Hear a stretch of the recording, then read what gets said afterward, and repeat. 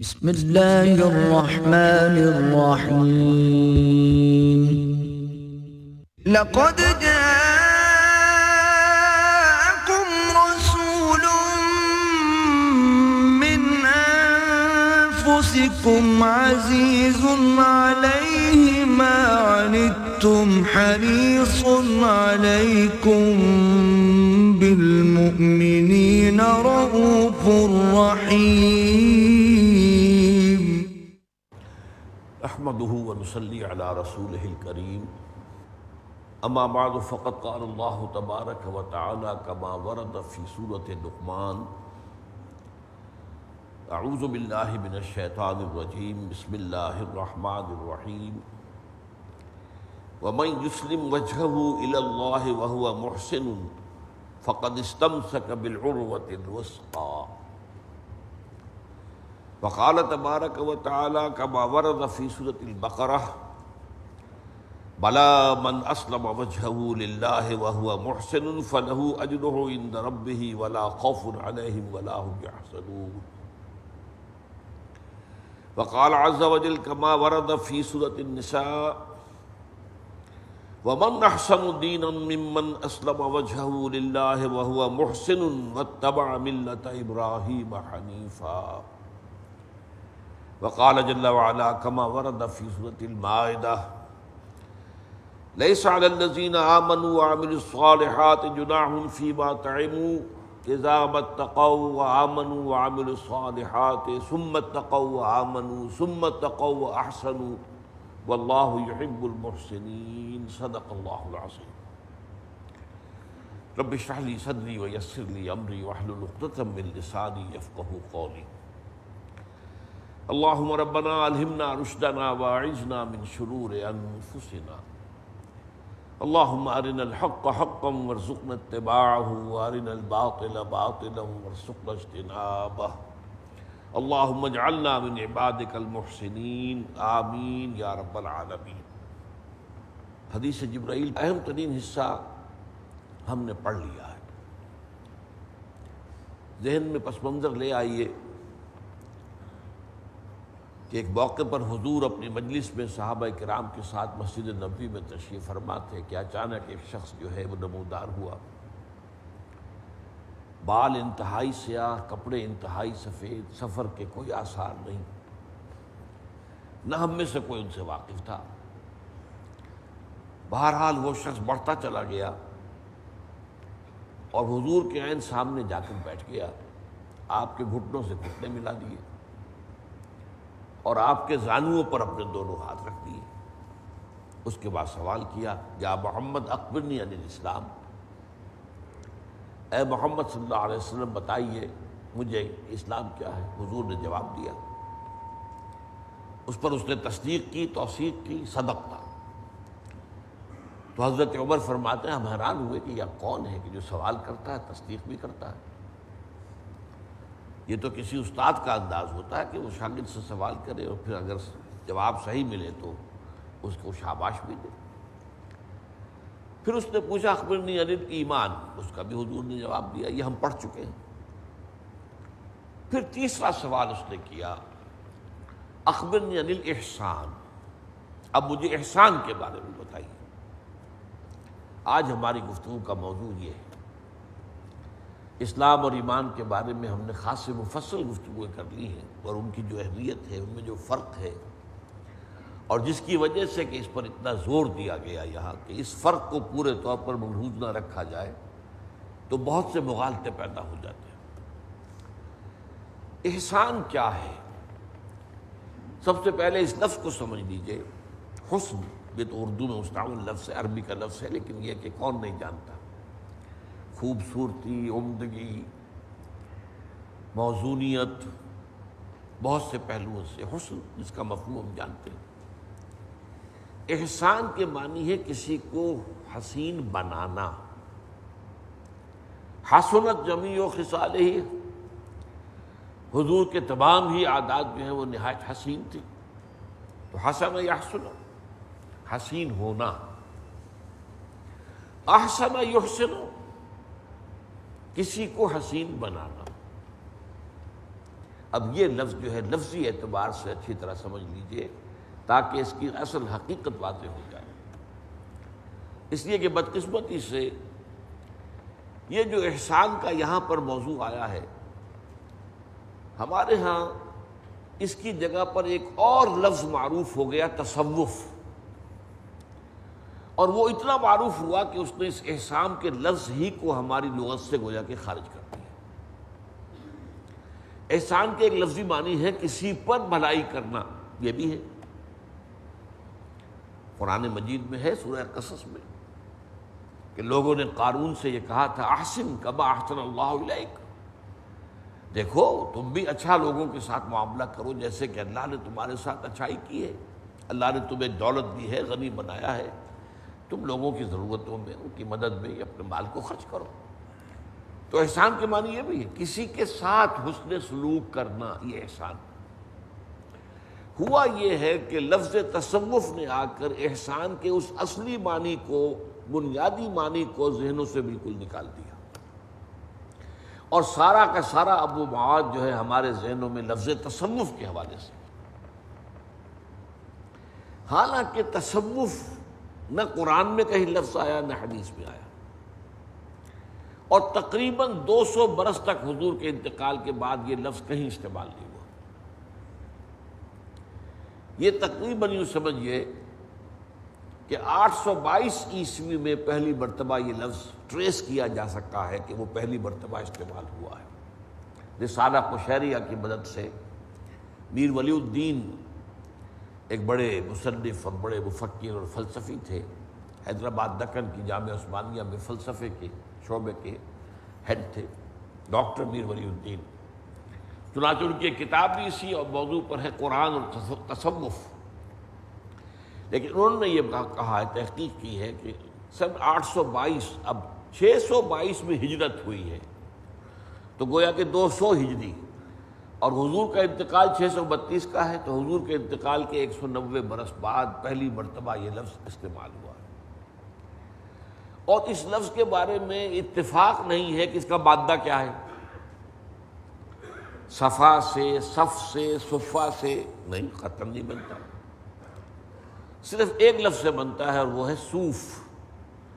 اور وہ کہتے ہیں کہ اس دور میں آ کر جو خاص اس میدان میں لوگ آئے، وہ میں ابھی عرض کرتا ہوں روحانیت کے میدان کو جنہوں نے اپنی جولانگاہ بنایا، تو انہوں نے اونی لباس پہننا شروع کر دیا تاکہ وہ جسم کو چبھے، اپنے جسم کو بجائے راحت دینے کے تکلیف پہنچانے کے لیے۔ یہ جو ہے ان معاملات کے اندر روحانیات کے میدان میں مسٹیسزم، چاہے وہ کرسچین مسٹیسزم ہو اور چاہے وہ ہندی مسٹیسزم ہو، چاہے وہ نیو پلیٹونزم ہو، وغیرہ وغیرہ، جہاں سے بھی آیا ہے تو اس میں یہ چیز ہوتی ہے اپنے نفس کو تکلیف پہنچاؤ، ایذا پہنچاؤ۔ تو اس صوف سے لفظ صوفی بنا، واللہ عالم۔ ایک اور تصور بھی ہے جو رہا ہے، لیکن یہ کہ اس کی اب اس دور میں آ کر عین میری شمبل نے بڑی تبدیل بھی کی ہے، لیکن یہ کہ میرا گمان رہا ہے کہ یہ لفظ صوفیہ سے بنا ہے۔ یہ اصل میں یونانی لفظ ہے صوفیہ۔ صوفیہ کے معنی ہے حکمت، چنانچہ فائلوسوفی، فلسفی جسے ہم کہتے ہیں، صوفی حکمت، وہ حکمت جو منطق پر مبنی ہے، فائلوسوفی، فلسفی ہم اسے کہہ دیتے ہیں، لیکن بنتا ہے وہ فائلوسوفی۔ تھیوسوفی، تھیو مذہب کا معاملہ ہے، حکمت دین یعنی مذہب کا بھی ایک پہلو تو ہے جو عوامی ہے، جو عملی ہے، اور ایک ہے اس کا علمی اور فکری اور گہرائی کے اندر اور باطنی پہلو، وہ تھیوسوفی کہلاتا ہے۔ آج بھی کراچی میں تھیوسوفیکل ہال ہے بندر روڈ پر، تھیوسوفیکل سوسائٹیز دنیا میں رہی ہیں کہ یہ تمام جو مذاہب ہیں ان کے اندر جو باطنی حکمت ہے وہ قدر مشترک کے طور پر ان کو سامنے لایا جائے۔ تھیوسوفی، تھیوسوفیکل ہال، تھیوسوفیکل سوسائٹیز۔ بہرحال تو میں یہ عرض کر رہا تھا کہ یہ لفظ جو ہے، یہ احسان، جس کے لفظی معنی بنتے ہیں کسی کے ساتھ حسن سلوک کرنا بھی، اور کسی بھی شے کو حسین بنانا۔ اب اس میں مثلاً میں آپ کو ایک حدیث سناتا ہوں، یہ حدیث صحیح مسلم میں بھی ہے اور جامع ترمذی میں اور سنن نسائی میں بھی ہے۔ حضرت شداد ابن اوس اس کی راوی ہے رضی اللہ تعالی عنہ۔ حضور فرماتے ہیں ان اللہ کتب الاحسان علی کل شیء، اللہ نے ہر چیز کے بارے میں واجب کیا ہے کہ اس میں خوبصورتی پیدا کی جائے۔ اب اس کی مثال دی آپ نے، فَإِذَا قَتَلْتُمْ فَأَحْسِنُوا الْقِتْلَةَ، کسی کو قتل کرنا ہو تو وہ بھی خوبصورتی کے ساتھ قتل کرو۔ آپ ذرا اس پر مسکرائیں گے بھی کہ قتل کے اندر خوبصورتی سے کیا مراد ہے، بات ابھی واضح ہو جائے گی۔ وَإِذَا ذَبَحْتُمْ فَأَحْسِنُوا الذَّبْحَ، یا نسائی کی روایت میں فَأَحْسِنُوا الذِّبْحَ، جب ذبح کرنے لگو کسی جانور کو تو خوبصورتی سے عمدگی سے ذبح کرو۔ اور اس کی شرح کیا ہے؟ وَلْيُحِدَّ أَحَدُكُمْ شَفْرَتَهُ، چاہیے کہ کوئی شخص جو ذبح کرنے بیٹھے وہ اپنی چھری کو تیز کر لے۔ فَلْيُرِحْ ذَبِيحَتَهُ، جو ذبیحہ ہے اس کو راحت پہنچائے، زیادہ تکلیف نہ ہو۔ کھنڈی چھری سے آپ رگڑ رہے ہیں اس کے اگر حلق کو اور گردن کو، تو اس کے اوپر کیا بیتے گی؟ تو ایک تیز دھار کے ساتھ جو ہے ایک ہی وار کے اندر وہ معاملہ ہو جائے تو ظاہر بات ہے اسے تکلیف کم سے کم ہوگی۔ اسی طرح کسی کو قتل کرنا ہے سزا کے طور پر، اب ایک اناڑی آدمی قتل کرنے لگے گا تو نہ معلوم کیا اس کے ساتھ کرے، وہ کیا سلوک کرے، اور وار کہیں کرنا چاہے لگ جائے کہیں اور جا کے، اس کا جو ہے وہ بجائے گردن کے کہیں سر پر لگے، کھوپڑی کا کچھ کو کر دے۔ تو اب آپ کو معلوم ہے جلاد جو ہے پروفیشنلز ہوتے تھے، وہ گویا کہ ایک طرح کا فن ہوتا تھا کہ وہ ایک ہی وار سے وہ گردن بھی علیحدہ ہو جائے۔ اب بھی سعودی عرب میں جو ہے سرقلم ہوتے ہیں، باقاعدہ جو سزائیں ہیں ان کے اوپر سرقلم ہوتے ہیں، وہ اس طریقے سے کہ بس وہ ایک وار کے اندر گردن جو ہے وہ اڑ جاتی ہے۔ تو ظاہر بات ہے کہ اس سے کم تکلیف ہوگی اس شخص کو۔ ظاہر بات ہے کہ اگرچہ اسے سزا تو دینی ہے، شریعت کے دائرے کے اندر وہ آ گیا ہے، اس کے اوپر ایک جو ہے حد لگ گئی ہے۔ بہرحال یہ جو ہے احسان کے لفظی معنی میں نے آپ کے سامنے رکھے۔ اب اسی سے قرآن کی اصطلاح ہے احسان اسلام، اسلام میں خوبصورتی پیدا کرنا۔ یعنی اسلام ایک تو یہ ہے کہ آپ نے جو بھی اس کے فرائض ہیں مارے باندھے کو جیسے بھی ہوا پورے کر دیے، آپ کی دلی اس کے اندر جو ہے کوئی وہ شامل نہیں ہے، دلی جذبہ شامل نہیں ہے۔ ایک یہ ہے کہ آپ نے پورے اہتمام سے، پوری توجہ کے ساتھ، پورے دل کی آمادگی کے ساتھ آپ نے اس کے لیے پورا اہتمام کیا اور اس کام کو کیا۔ یہ اسی کام کو درجہ احسان میں پہنچا دینے کا ہے، اس لیے اس کے لیے لفظ میں نے استعمال کیا ہے احسان اسلام۔ اسلام کو خوبصورت بنانا۔ اسلام تو وہی ہے، کلمہ شہادت ہے، نماز روزہ حج اور زکوٰۃ ہے، اور پھر جو بھی احکام دیے گئے شریعت کے اوامر و نواہی۔ لیکن ایک یہ ہے کہ ان کو جیسے بھی ہو بے دلی سے، تھوڑ دلے پن کے ساتھ اور طبیعت کی عدم آمادگی جو ہے اپنے آپ کو گھسیٹ کر کسی طریقے سے وہ آپ خانہ پوری کر دیں، اور ایک یہ ہے کہ بڑی دلی آمادگی کے ساتھ، بڑی خوش دلی کے ساتھ دل لگا کر بہتر سے بہتر انداز میں وہ کریں۔ یہ احسان اسلام۔ تو میں نے آپ کو 3 آیتیں سنائی ہیں۔ ایک آیت جو ہے وہ مکی قرآن مجید میں سورہ لقمان کی ہے، وَمَن يُسْلِمْ وَجْهَهُ إِلَى اللَّهِ وَهُوَ مُحْسِنٌ، جو شخص اپنے چہرے کو اللہ کے سامنے جھکا دے اور وہ محسن ہو۔ اسلام اور احسان یہاں دونوں جمع ہو گئے، یعنی یہ کام وہ خوبصورتی کے ساتھ کر رہا، لہذا وہ شخص جو ہے فرمایا فَقَدْ اسْتَمْسَكَ بِالْعُرْوَةِ الْوُثْقَىٰ، تو اس شخص نے تو جو مضبوط کنڈا ہے اس کو پکڑ لیا ہے۔ یہ مضبوط کنڈا پکڑنا جو ہے، اس کی آپ کو اس کا پس منظر اگر سمجھ میں آ جائے کہ فرض کیجئے کہ بحری جہاز کے عرصے پر کھڑا ہوا کوئی شخص گر پڑا پانی میں، سمندر میں، تیرنا جانتا نہیں۔ اب اگر اس شخص کے ہاتھ میں کوئی کنڈا آ جائے، کنڈے لگے ہوئے ہوتے ہیں، تو ظاہر بات ہے کہ اسے معلوم ہے کہ اب یہ کنڈا ہی میری جان ہے، اس کنڈے کو میں نے چھوڑا تو میں ڈوب جاؤں گا۔ تو یہ ہے عروۃ الوثقیٰ۔ وثقیٰ اوثق، بہت مضبوط، اس کا مؤنث ہے وثقیٰ، بہت مضبوط۔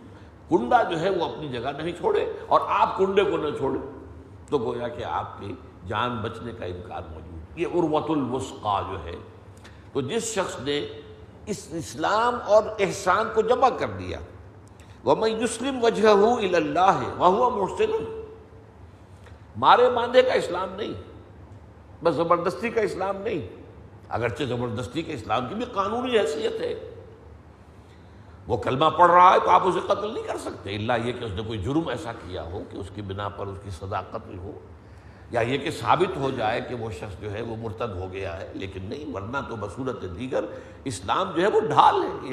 اس کے بارے میں ہم تفصیل سے گفتگو کر چکے ہیں۔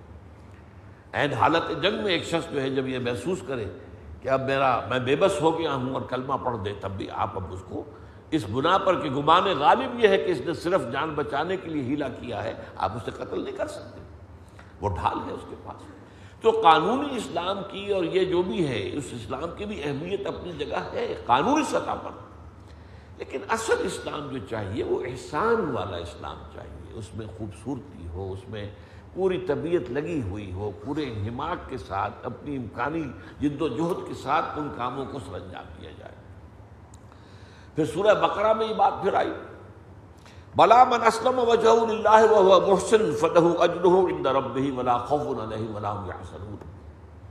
کیوں نہیں، جس شخص نے اپنا چہرہ اللہ کے سامنے جھکا دیا، تسلیم کر دیا، سر تسلیم خم کر دیا، وہو محسن، اور وہ یہ کام کر رہا ہو خوبصورتی کے ساتھ، عمدگی کے ساتھ، دلی آبادگی کے ساتھ، بہتر سے بہتر انداز میں، پھر اس کے یقیناً جو ہے اس کا اجر اس کے رب کے پاس محفوظ ہے، اس کے لیے نہ کوئی خوف ہوگا نہ حزن ہوگا۔ سورہ نساء میں فرمایا وَمَنْ أَحْسَنُ دِينًا مِمَّنْ أَسْلَمَ وَجْهَهُ لِلَّهِ وَهُوَ مُحْسِنٌ وَاتَّبَعَ مِلَّةَ إِبْرَاهِيمَ حَنِيفًا۔ اس شخص سے بہتر دین کس کا ہوگا جس نے اپنا چہرہ تو اللہ کے سامنے جھکا دیا، سر تسلیم خم کر دیا، اور احسان کی کیفیت کے اندر۔ تو اب یہاں آپ دیکھ رہے ہیں کہ اسلام اور احسان ان دونوں کو جوڑ دیا گیا، لیکن حدیث میں ہم دیکھ رہے ہیں کہ اسلام اور احسان کے درمیان ایک سوال لایا گیا ہے، اور وہ من ایمان، اخبرنی عن الاسلام، اخبرنی عن الایمان، پھر اخبرنی عن الاحسان۔ اور یہ وہ بات ہے کہ سورہ مائدہ کی آیت نمبر 93 میں آئی ہے، وہ جو میں نے اس سے پہلے بھی کئی دفعہ آپ کے سامنے پڑھی ہے۔ لیس علی الذین آمنوا وعملوا الصالحات جناح فیما طعموا اذا ما اتقوا وآمنوا وعملوا الصالحات ثم اتقوا وآمنوا ثم اتقوا واحسنوا واللہ یحب المحسنین۔ جن لوگوں نے جو ایمان اور عمل صالح کی روش پر چل رہے تھے، تو انہوں نے جب تک تقویٰ کی روش اختیار کی اور پھر جو حکم آیا اس کو اختیار کیا، ایمان اور زیادہ تقویٰ ہوا تو مزید ایمان بڑھا، اور زیادہ تقویٰ ہوا تو وہ احسان کے درجے تک پہنچ گئے، اور اللہ تعالیٰ کو محسنین سے محبت ہے۔ یہاں 3 درجے آئے، اور یہاں اس حدیث کے اندر 3 درجے ہیں، اسلام، ایمان، احسان۔ اب وہ احسان کیا ہے؟ جب سوال کیا گیا اخبرنی عن الاحسان، تو آپ نے فرمایا، جواب جو ہے حضرت عمر رضی اللہ تعالیٰ عنہ سے مروی جو روایت ہے اس پہ لفظ آیا ان تعبد اللہ کانک تراہ فإن لم تکن تراہ فإنہ یراک۔ میں آپ کو بتا چکا ہوں کہ یہ روایت دوسرے صحابہ سے بھی ہے۔ حضرت عبداللہ ابن عمر انہی کے ساتھ جاتے ہیں رضی اللہ تعالیٰ عنہما، ان کی روایت میں ان تخشى اللہ کانک تراہ فإن لم تکن تراہ فإنہ یراک۔ اور حضرت عبداللہ ابن عباس رضی اللہ تعالی عنہما حبر الامہ، ان سے جو روایت ہے اس میں الفاظ ہیں ان تعمل للہ کانک تراہ فإن لم تکن تراہ فإنہ یراک۔ اول تو ان 3 الفاظ کو ذہن میں رکھیے، تعبد اللہ، تخشى اللہ، تعمل للہ۔ لیکن چونکہ اس حدیث کا زیادہ تر جو عام طور پر مقبول اور عام ہے ورژن وہ وہی ہے جو حضرت عمر سے ہے رضی اللہ تعالی عنہ، اور اس میں لفظ عبادت آیا ہے، یہ لفظ بھی حجاب بن گیا ہے اس حدیث کے سمجھنے میں، اس لیے کہ عبادت کا تصور عوامی سطح پر کیا ہے؟ نماز، روزہ، حج، زکوٰۃ۔ تو گویا کہ احسان کا سارا جو تعلق ہے وہ انہی چیزوں کے ساتھ ہو گیا۔ نماز بہتر سے بہتر ہو، بڑی عمدہ پڑھی جائے، خشوع و خضوع کے ساتھ پڑھی جائے، تعدیل ارکان کے ساتھ پڑھی جائے، ہر چیز جو ہے پوری طریقے سے پابندی کرتے ہوئے، تو باطنی کیفیت بھی ہو خشوع و خضوع، اور ظاہری اعتبار سے بھی وہ نک سک سے جس کو کہتے ہیں وہ درست ہو، تو یہ تو گویا کہ احسان ہے۔ لیکن یہ کہ اس کو صرف عبادات تک محدود کر دینا جو ہے، یہ بھی گویا کہ اس حدیث کا جو عموم ہے اس سے ایک محجوبیت پیدا کرتا ہے۔ تو اللہ کا شکر ہے کہ 2 روایتوں کے اندر اس کا جو ہے مفہوم کھل کر آ جاتا ہے۔ ان تخشى اللہ کأنک تراہ فإن لم تکن تراہ فإنہ یراک، ان تعمل للہ کأنک تراہ فإن لم تکن تراہ فإنہ یراک۔ تم عمل کرو اللہ کے لیے، بھاگ دوڑ کرو، جد و جہد کرو، محنت کرو اللہ کے لیے، گویا کہ تم اسے دیکھ رہے ہو، اور اگر تم اسے نہیں دیکھ رہے تو وہ تو تمہیں دیکھ رہا ہے۔ تو یہ بات ایک تو نوٹ کر لیجئے کہ اس کے عبادت کے مفہوم کو صرف عبادات تک سامنے نہ رکھا جائے، بلکہ عبادت کا جو اصل مفہوم ہے، اس سے پہلے بعض مواقع پر میں بیان کرتا رہا ہوں، یہیں پر بھی بیان کیا ہے کہ عبد کے معنی غلام، غلامی کا طرز عمل، اس کے معنی کیا ہے؟ آقا کی اطاعت، ہمہ تن ہمہ وقت ہمہ جہت اطاعت، یہ غلامی ہے، اس لیے کہ وہ تو مملوک ہے، وہ امپلائی نہیں ہے کہ اتنے گھنٹے کا میں نے کام کرنا باقی میں آزاد ہوں، نہیں، امپلائر امپلائی ریلیشن شپ جن سے نکال دیجیے۔ مالک اور غلام، آقا اور غلام، غلام تو ملکیت ہے، اس کے کوئی اوقات معین نہیں ہے، وہ یہ بھی نہیں کہ میں یہ کام تو نہیں کروں گا، یہ کروں گا، آپ نے مجھے ملازم رکھا ہے باورچی کی حیثیت سے، میں آپ کا ٹوائلٹ تو صاف نہیں کروں گا، لیکن نہیں، غلام تو نہیں کہہ سکتے۔ تو ہمہ تن ہمہ وقت ہمہ جہت بندگی، اس لیے خوبصورت جو وہ آیت ہے قرآن مجید کی سورہ ذاریات کی، وما خلقت الجن والانس الا لیعبدون، اس کی جو ترجمانی کی ہے شیخ سعدی نے، زندگی آمد برائے بندگی، زندگی بے بندگی شرمندگی۔ تو بندگی اس کا جو ہے سب سے بڑا مفہوم، البتہ اس کے ساتھ ہی اس میں محبت کا ایلیمنٹ شامل ہوگا، تب عبادت بنے گی، محض اطاعت نہیں، محبت۔ لہذا ایک ہے لفظ فارسی کا بندگی اور ایک ہے لفظ پرستش، تو بندگی اور پرستش کو جمع کریں گے تو عبادت بنے گا، لیکن اس کا وہ پہلو بہرحال سامنے رہنا چاہیے کہ اس سے مراد صرف یہ عبادات نہیں، یہ بھی اس میں شامل ہے۔ نماز، روزہ، حج اور زکوٰۃ عبادات ہیں جو اس بڑی عبادت کے لیے ہمیں تیار کرتے ہیں، ہمیں سپورٹ کرتے ہیں، اس لیے کہ وہ بڑی عبادت آسان کام نہیں ہے، ہمہ تن ہمہ وقت ہمہ جہت اللہ کی بندگی کرنا، اطاعت کرنا، اس کے لیے آپ کو سپورٹس کی ضرورت ہے۔ نماز سپورٹ دیتی ہے، روزہ سپورٹ کرتا ہے، زکوٰۃ سپورٹ کرتی ہے، حج سپورٹ کرتا ہے۔ تو پہلی بات تو یہ کہ احسان، اس کے لفظی معنی کسی شے کو حسین بنانا، یہاں مراد احسان اسلام، اسلام خوبصورت ہو جائے، اور اس کے لیے میں نے آیات آپ کو سنائی، حدیث میں جب فرمایا تو اس کا جواب کیا ہے؟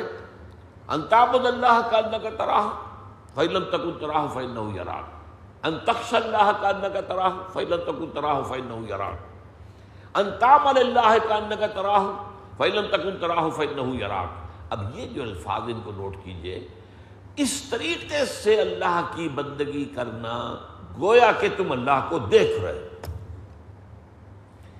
یہ اصل میں ایمان اور یقین کی انتہائی کیفیت کا نام ہے وہی ایمان۔ ایمان در حقیقت بالغیب ہے، اللہ ہمارے سامنے تو نہیں ہے، ہمارے پاس ہے، ہمارے ساتھ ہے، نحن اقرب الیہ من حبل الورید، لیکن غیب کا ایک پردہ جو ہے وہ جو ہے موجود ہے، حائل ہے۔ لیکن اس ایمان کی شدت، اب یہاں پہ ایمان کا ایک ڈائمنشن آ رہا ہے، اور گہرائی، ایمان کی گہرائی اتنی شدید ہو جائے کہ گویا کہ تم اسے دیکھ رہے ہو۔ یہ گویا کہ کہا گیا کأنک تراہ، دیکھ تو سکتے نہیں، اس دنیا میں رہتے ہوئے دیکھنا ممکن نہیں۔ وہ تو حضرت موسیٰ علیہ السلام جو ہیں جلیل القدر پیغمبر ہیں، انہوں نے بھی جب استدعا کی انظر الیک، اے اللہ یہ مکالمہ تو نے مجھے میرے ساتھ فرمایا اور مجھے سرفراز کیا اس مکالمے کے شرف سے، لیکن یہ کہ ذرا دیدار بھی عطا فرما، تو جواب ملا کہ لن ترانی، نہیں تم نہیں دیکھ سکتے۔ یہ تو حضور کے بارے میں بھی اختلافی مسئلہ ہے کہ شب معراج میں بھی حضور نے اللہ کو دیکھا یا نہیں دیکھا، اللہ کی آیات کو دیکھا۔ قرآن مجید میں تو یہی ہے، لقد رأى من آیات ربہ الکبریٰ، اللہ کی عظیم ترین آیات کا مشاہدہ کیا، لیکن بہرحال ایک رائے ہے، صحابہ میں سے موجود ہے کہ اللہ کو دیکھا۔ چنانچہ حضرت علی رضی اللہ تعالیٰ عنہ کی رائے یہ ہے، حضرت عمر کی نہیں ہے، حضرت عائشہ کی نہیں۔ حضرت عائشہ نے تو بہت خوبصورت الفاظ کہے، جب پوچھا گیا کہ کیا حضور نے اللہ کو دیکھا تو آپ نے فرمایا نور انا یرا، وہ تو نور ہے، اسے دیکھا کیسے جائے گا؟ نور کے ذریعے سے آپ کسی چیز کو دیکھتے ہیں، نور کو نہیں دیکھ سکتے۔ بہرحال یہ ایک اختلافی بات ہے، لیکن یہ کہ یہ بات جو یہاں کہی گئی کأنک تراہ، یہ اصل میں انٹینسٹی، اللہ کے وجود، اللہ کی حقیقت، اللہ پر اس طریقے سے یقین ہو جائے جتنا کہ کسی چیز کو آنکھوں کے دیکھنے سے یقین پیدا ہوتا ہے۔ یہ کأنک تراہ فإن لم تکن تراہ فإنہ یراک۔ اب اس دوسرے ٹکڑے کے دو معنی کیے گئے۔ ایک تو یہ بھی ہے کہ اس سے کہا گیا کہ اگرچہ تم اسے نہیں دیکھتے ہو وہ تو تمہیں دیکھ رہا ہے، یہ گویا کہ اسی کی وضاحت ہے پہلے ٹکڑے کی۔ اور ایک مفہوم یہ لیا گیا کہ یہ دوسرا درجہ، پوچھنا درجہ تو یہی ہے، اتنی شدت پیدا ہو جائے گویا کہ فی الواقع اپنی آنکھوں سے دیکھ رہے ہو۔ اگر یہ نہ حاصل ہو سکے تو اس سے کم تر درجے میں یہ یقین ہو کہ اللہ مجھے دیکھ رہا ہے، یہ استحضار کہ میں اللہ کی نگاہ میں ہوں، اللہ مجھے دیکھ رہا ہے۔ قرآن مجید میں آتا ہے، حضور سے خطاب فرماتا فإنک بأعیننا، اے نبی آپ ہماری نگاہوں میں ہیں، ہم آپ کو دیکھ رہے ہیں۔ اب اس کیفیت میں جو ہوتی ہے، اللہ کا بندہ جو ہے جب اللہ کے لیے کوئی محنت کر رہا ہے، اللہ کے لیے کوئی کام کر رہا ہے، اللہ کے لیے کوئی خدمت اس کے دین کی جو ہے سر انجام دے رہا ہے، اس کے لیے بھوک برداشت کر رہا ہے، اس کے لیے تکلیف جھیل رہا ہے، اس وقت یہ اس کا احساس جو ہے کس قدر اس کے لیے وہ دل جوئی کا بندوبست کا سامان فراہم کر، اللہ مجھے دیکھ رہا ہے، میرا مالک جس کے لیے میں یہ سب کچھ کر رہا ہوں۔ ایسا نہیں کہ مر گئے ہم، انہیں خبر نہ ہوئی، ہم تو ان کے لیے جو ہے اپنا سب کچھ جو ہے لٹا بیٹھے، انہیں پتہ بھی نہیں، وہ مجھے دیکھ رہا ہے، اس کے علم میں ہے۔ میری ساری جو بھی خدمتیں ہیں، خدمت گزاریاں ہیں، میری جو قربانیاں ہیں، میرا جو اصرار ہے، میری جو محنت ہے، میری جو بھاگ دوڑ ہے، ان تعمل للہ کأنک تراہ فإن لم تکن تراہ فإنہ یراک، تو وہ تو مجھے دیکھ رہا ہے۔ تو یہ اصل میں ٹکڑا جو ہے اس کے دو مفہوم ہے۔ ایک تو یہ کہ پہلی ہی بات کی وضاحت ہے کہ اگرچہ تم اسے نہیں دیکھ سکتے لیکن وہ تو تمہیں دیکھ رہا ہے نا، اس لیے یہ یقین پیدا ہو جانا کہ وہ مجھے دیکھ رہا ہے، یہ بھی درجہ احسان پر فائز ہونے کے لیے کافی ہے۔ لیکن اگر اس سے آگے جو صورتحال جو ہے پیدا ہو جائے، وہ شدت اتنی بھی ہو سکتی ہے، اور اس کے بعد صحابہ کرام کی طرف سے اس قسم کی بات کہی گئی ہے۔ حضور کی عادت شریفہ تھی کہ آپ فجر کی نماز کے بعد تشریف رکھتے تھے تھوڑی دیر، یہ نہیں جو ہمارا حال ہے نماز پڑھی اور گئے بس بات ختم ہوئی، لیکن یہ کہ اس کے بعد صحابہ سے کچھ گفتگو ہوتی تھی، کسی نے کوئی خواب دیکھا ہو تو بیان کرے، اس کے بارے میں کچھ اور گفتگو۔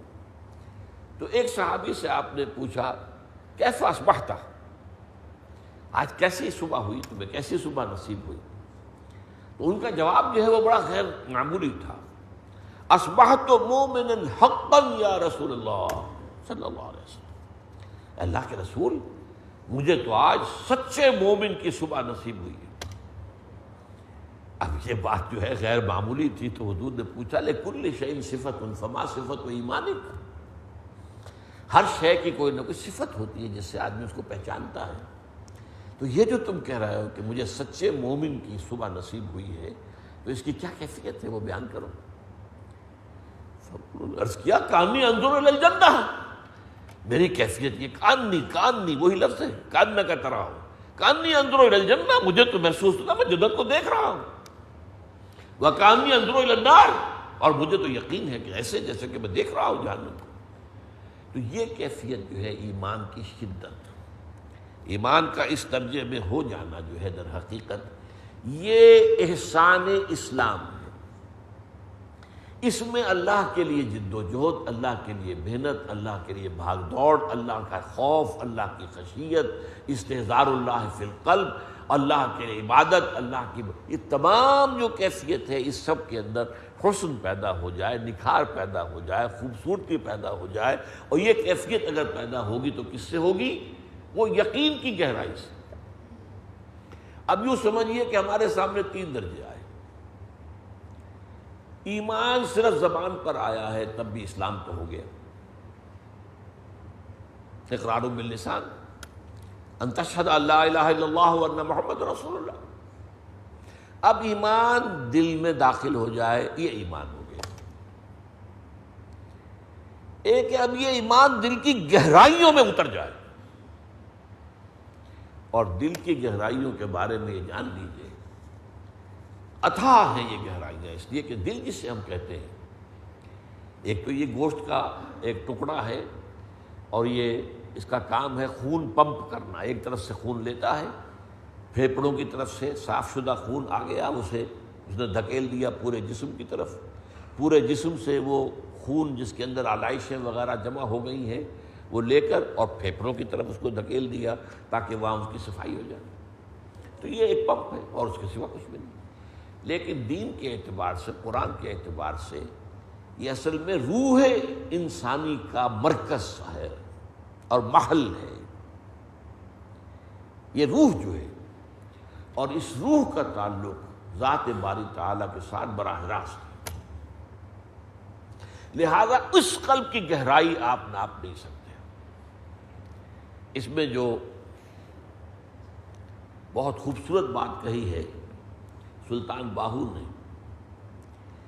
دل دریا سمندروں ڈونگے کون دلا دیا جانے ہو. یہ دل جو ہے تو دریاؤں سے اور سمندروں سے زیادہ ڈونگے ہیں ان کی گہرائی کے اندر. تو قرآن جب ایمان اس گہرائی میں جاگزین ہو جائے، اب یہ احسان کوئی اور آرٹیفیشل شے نہیں ہے. احسان کو اس سے علیحدہ کوئی شے نہیں ہے. جو اس درجے پر فائز ہو جائے ان کے سر پر کوئی سینگ نہیں آ جاتے. یہی اسلام، اس کے اندر حسن پیدا ہو جائے، نکھار پیدا ہو جائے، خوبصورتی پیدا ہو جائے. بہتر سے بہتر انداز میں اسلام اور ایمان کی منزل طے کرتے ہوئے انسان وہ یقین کی ان گہرائیوں تک پہنچ جائے. اب ایمان کی ان دو کیفیتوں کا ذکر سورہ حجرات میں موجود ہے. ایک آیت کا تو بار بار ان گفتگو کے دوران حوالہ آیا ہے، قالت الاعراب آمنا قل لم تؤمنوا ولکن قولوا اسلمنا ولما يدخل الايمان في قلوب. ابھی ایمان تمہارے دلوں میں داخل نہیں ہوا. جب تک ایمان دل میں داخل نہیں ہوا تم مومن نہیں ہو.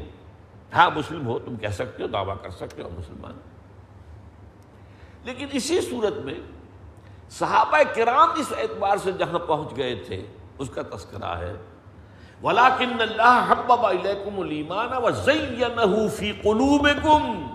اللہ نے تو تمہارے لیے ایمان کو نہایت محبوب کر دیا ہے اور اس کو خوشنما بنا دیا ہے تمہارے دلوں کے اندر. اور وہ دلوں میں وہ ایمان زینا، تزیین کسے کہتے ہیں؟ زینت. اس کو پوری زینت دے دی ہے تمہارے دلوں کے اندر. یہ ہے وہ کیفیت جو صحابہ کرام کو حاصل ہو چکی تھی اور وہ در حقیقت اسی ایمان کی جو ہے گہرائی کی نتیجے. باقی یہ کہ جو کیفیات بعد میں ہمارے ہاں تصوف کی وجہ سے آئی ہیں، کیوں آئی ہیں، کس وجہ سے آئی ہیں، ان کا اور یہ اسلام کا جو اصل جو ہے سلوک محمدی جسے میں کہہ رہا ہوں یا سلوک قرآنی جسے ہم کہیں گے یا جسے میں نے احسان اسلام کہا، ان میں کیا فرق ہے، اس پر یہ میرا کتابچہ جو ہے وہ بہت اہم ہے. مروجہ تصوف یا سلوک محمدی یعنی احسان اسلام. لیکن ظاہر بات ہے کہ یہ اب میں مزید اس پر یہاں گفتگو نہیں کر سکتا، اس میں ذرا دقیق معاملات بھی آتے ہیں. یہ تو مطالعے سے متعلق ہیں یہ چیزیں کہ ان کو پھر گہرائی میں سمجھنے کے لیے پورا لفظ بلفظ مطالعہ کیا جائے. اور خاص طور پر اس کا جو ایک انگریزی ترجمہ ہوا ہے اور اس میں کچھ اضافے بھی کیے ہیں. اور یہ اس اعتبار سے بہت اہم ہے کہ ہمارے ہاں ہم دیکھتے ہیں کہ جو لوگ پڑھے لکھے جدید تعلیم یافتہ کھاتے پیتے لوگ ہیں، ان کے اندر جب کبھی دین کی طرف رجحان پیدا بھی ہوتا ہے تو وہ تصوف کا راستہ اختیار کرتے ہیں.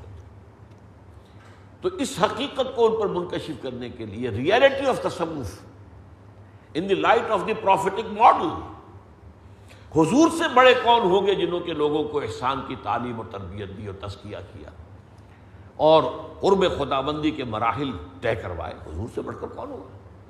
ان کا طریقہ کیا تھا، انہوں نے کس طور سے کیا تھا، اور یہ جو ہمارا مروجہ تصوف ہے وہ کس طور سے اس سے ایک علیحدہ راستہ، اگرچہ اس کی وجہ ہے، اس کا سبب ایک ہوا ہے خاص جس کو بیان کرنے کا اس وقت موقع نہیں ہے. بہرحال اس پر تیسرے سوال کی بات ختم ہوئی. چوتھا سوال پھر کیا ہے حضرت جبرائیل نے حضور سے، اخبرنی عن الساعہ، اب مجھے ذرا قیامت کے بارے میں بتائیے. آپ نے فرمایا مل مسئول عنہا بعالم من السائل. ان کے سوال کا مراد یہ تھی کہ قیامت کب آئے گی. آپ نے فرمایا کہ جس سے پوچھا جا رہا ہے اس معاملے میں وہ پوچھنے والے سے زیادہ واقف نہیں ہے. آپ نے صاف اعتراف کیا.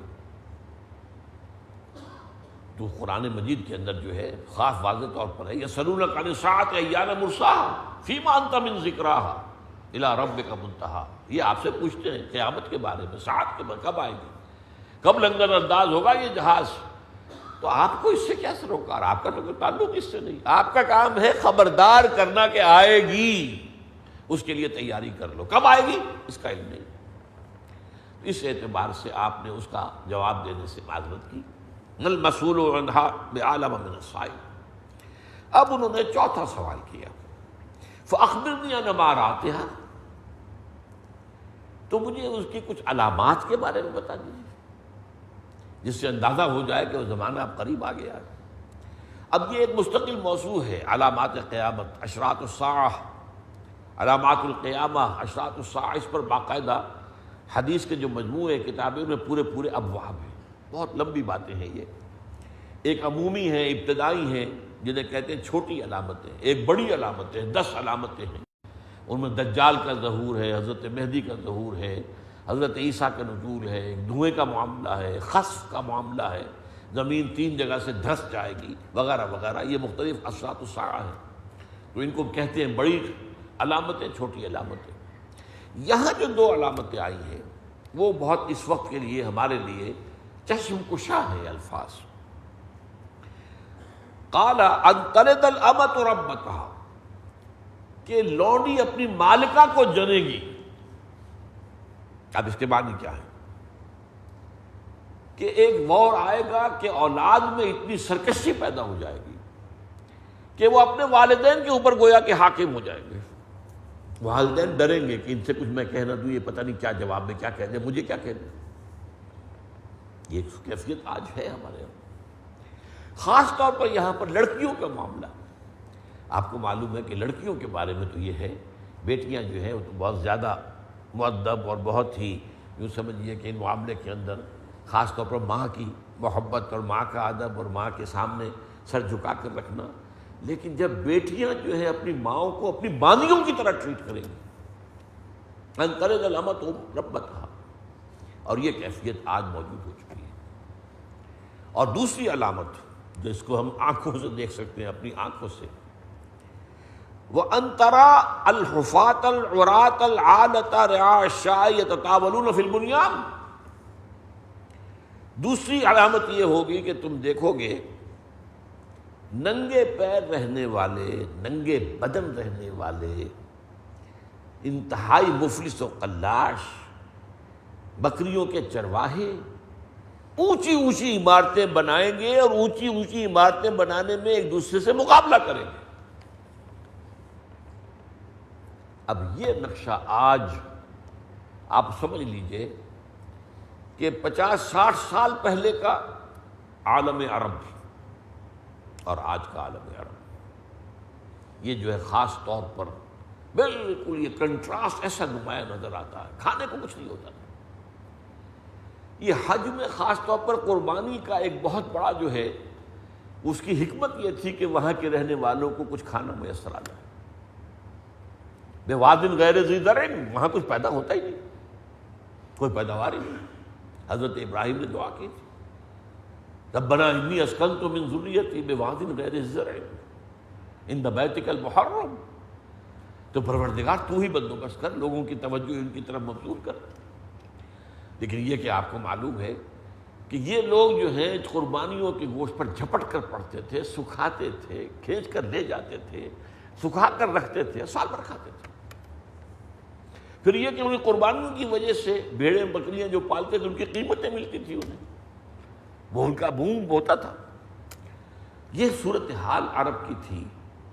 اور جو تھا یہ مشرقی ساحل جو ہے جہاں اب تیل کی وجہ سے اب جو ہے وہ یورپ کے شہروں کو مات دینے والے شہر آباد ہو چکے، اور وہاں جو اونچی اونچی عمارتیں.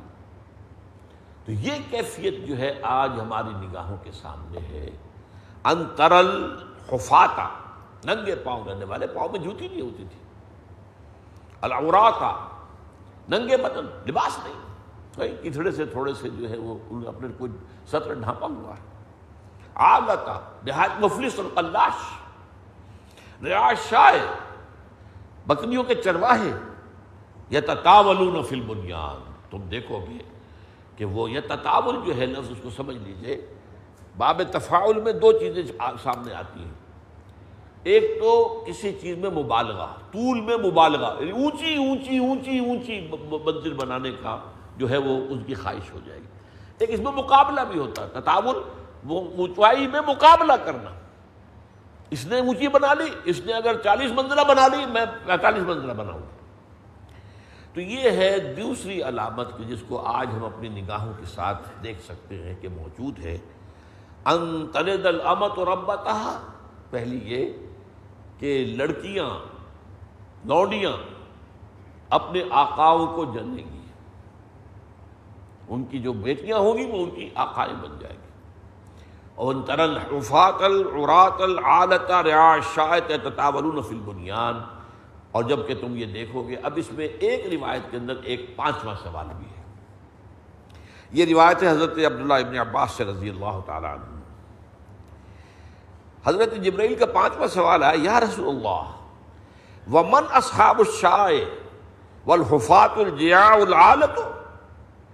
اے اللہ کے رسول یہ بھی بتائیے کون ہوں گے یہ جو بھوکے ہوں گے، ننگے ہوں گے، ننگے پاؤں ہوں گے، بھوکے ہوں گے اور بکریوں کے چرانے والے ہوں، کون ہوں گے یہ؟ قال العرب، حضور نے فرمایا عرب۔ گویا کہ یہ پیشن گوئی بھی موجود ہے۔ ویسے تو یہ کہ دنیا میں اور جگہوں پر بھی ترقیاں ہوئی ہیں، افلاس کے بعد پھر وہاں پر جب وہ دولت کا ریل پیل آیا ہے تو اونچائیاں جو ہے عمارتوں کی اور یہ شاندار چیزیں وغیرہ بنی ہیں، اور بھی آپ کو شہر ملیں گے، لیکن یہ ہے کہ اس میں خاص طور پر حضور نے جن کا ذکر کیا ہے وہ العرب، عرب، اور وہ گویا کہ آج ہماری نگاہوں کے سامنے موجود ہے۔ تو گویا کہ قیامت، ویسے تو حضور نے فرمایا انما بعثت انا والساعۃ کہاتین، میں اور قیامت اس طرح ہیں جیسے یہ دو انگلیاں ملی ہوئی۔ اب اس کا مفہوم یہ بھی تھا کہ میرے بعد اب کوئی نبی نہیں، تمہارے بعد کوئی اب امت نہیں، انا آخر المرسلین، میں آخری رسول ہوں، وانتم آخر الامم، اور تم آخری امت۔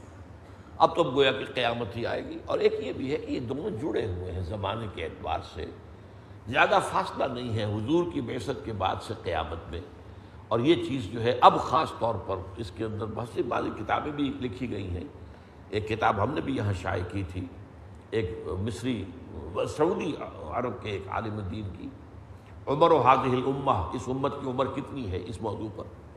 بہرحال اس سے اندازہ یہ ہو رہا ہے کہ وہ جو بتائی گئی تھی علامات وہ بہت زیادہ جو ہے ان کا اب ظہور بہت قریب معلوم ہوتا ہے۔